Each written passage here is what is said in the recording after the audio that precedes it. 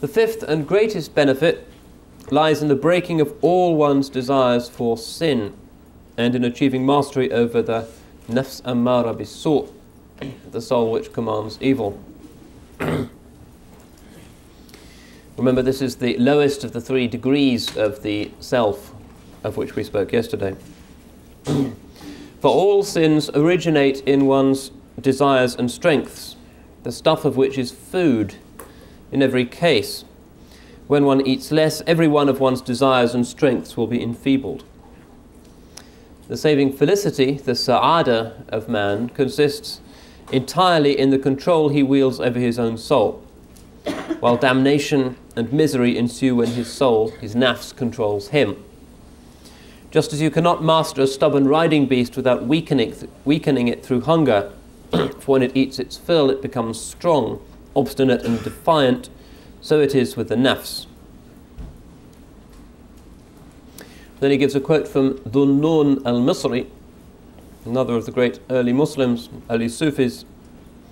He was from the Sa'id, from Upper Egypt, although he travelled extensively. He dies in the year 245 of our calendar.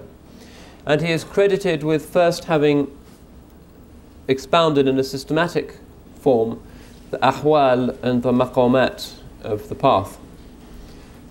The names of these are there in the Sunnah, but this particular differentiation was made particularly clearly by Imam Dhunnun al-Misri for the first time. The ahwal, just to remind you, are fleeting states, frequently of an emotional, affective nature, which come and go rapidly in the life of the believer.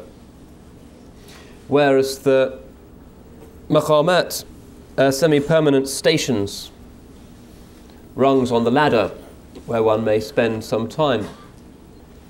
7 of them we mentioned earlier: tawbah, sabr, tawakkul, mahabba, rida, and so on. And this differentiation between fleeting and semi-permanent spiritual conditions was made with particular clarity by Imam Dhunnun.